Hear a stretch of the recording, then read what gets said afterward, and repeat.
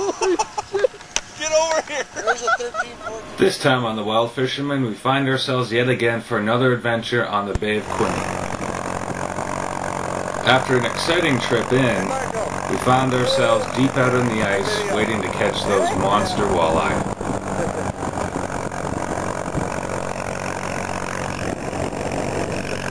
We are another episode of The Wild Fisherman. Out here finally on the Bay of Quinte. Come here many times before, hunting giant walleye. Here with some of my best friends, my brothers. We got Bruno, brother-in-law Devin, Marco, Hammer, aka Ian, and Ben over there.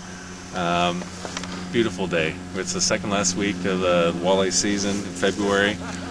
A lot of guys out here on the ice, but not a whole heck of a lot. Calm winds. Beautiful day, and we've got into some nice perch and walleye. This is what it's all about. Hey folks, we're down on the Bay of Quinte today. We got a group of guys from all over the place. Kingston, Toronto, where else? Meaford, right there, Schmev. Yeah. So we got people from all over down here trying these monster walleye today. We're having pretty good luck. We're using 8-pound trilene. And we're using Mr. Champs, silver and green. It's very important to have a good snap swivel on. I prefer black, but Sean's got gold on today.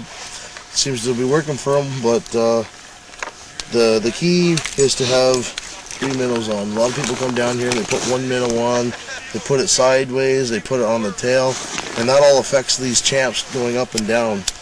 These champs, when you jig them, they come straight up, but then they flutter off to the side, where a lot of other lures, like Swedish pimples and stuff like that, they go straight up and they go straight down.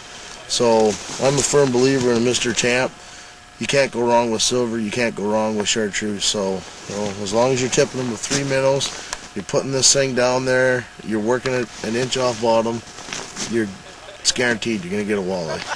And with Jay here, Wood and Water Charters, if these boneheads can catch him, Bruno's won. He never got a walleye before he came out here. Never before, first time. Listened to what Jason said and I got one. He's going to get more. Hopefully. Yeah, even that bonehead out there can catch one. Yeah, so, you know, like I said, today's handicap day. Day 20. We got a couple kids out from St. Mary's on the lake, and we're having a good time. Beautiful you know weather. We caught a big walleye. We would like to have released it, but unfortunately it was bleeding, and we kept it. It's better to keep something, I guess, if it's bleeding a bit. There's no sense of wasting fish, so it's going to get ate anyways. But the key to these big walleye is, you know what, you got to be so careful with them, and just little things can affect them. And the quicker you get them up, the quicker you get them back down. They're not stressed out. So what depth are we fishing here? I think I dropped her probably about 20 feet there, and I hit bottom. And then it's important to find what, true bottom? True bottom. You want to give it a few jigs, and what happens is there's currents here, and these Mr. Champs flutter to the sides. So what we call true bottom is when you're actually bringing the lure back to the true center. So and when I jig, I want my jig to stop right, probably about 1 inch off the bottom. Every now and then, it's a good idea just to hit bottom, because it hits the bottom, it stirs up the muck, and it already looks like a wounded bait fish.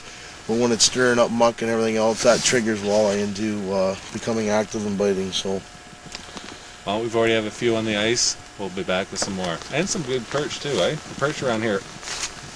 Oh, that'd be good for a live shot. Couldn't time that better, but couldn't come through there. Oh well. That thing looks like it's gonna explode. Holy wow, shit. Good for you, man. well, that's a nice fish. 10 jigs over here. Yeah. So just goes to show you moving sometimes. That's right. Whoa. That's what we came out here for, he's eh? Bleeding. I don't know whether we should. I think I got him right in under the mouth here. I don't know. I think he'll go back.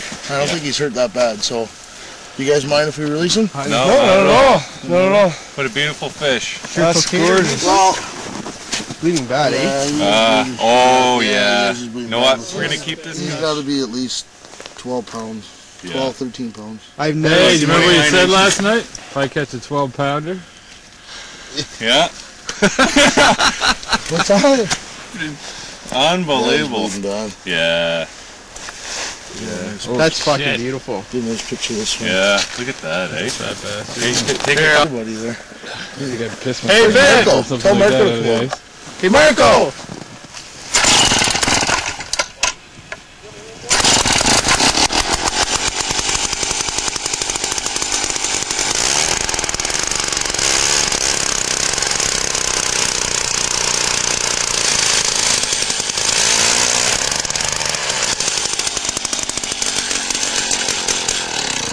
Is that how you do it, Marco? How you do it?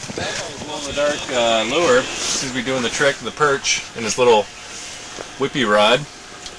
Nice to fill it up. Yeah. It's a good little guy. Show everyone what you're using there, Mark. Well, basically I have a really small, lightweight rod here. Really whippy, as you can see. And just a glow-in-the-dark chartreuse buckshot, they call it. Just tip of the minnow. You see, like everything else that we've been using. Same technique as well for walleye. Hold on a second there, Mark. And what you can do, this is the latest thing in fishing. Get a little LED light. It comes within a little kit, and you can shine it on your lure. You can see that. Let it soak up the LED light, and it just really glows it up. Look, you can almost see it. Look at that. Pretty neat. Down she goes.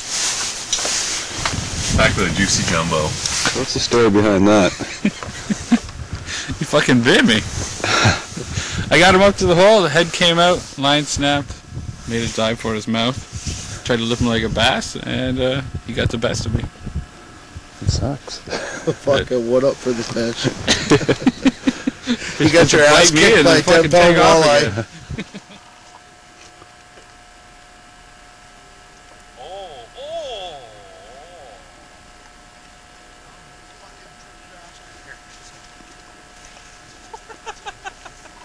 Is that a male?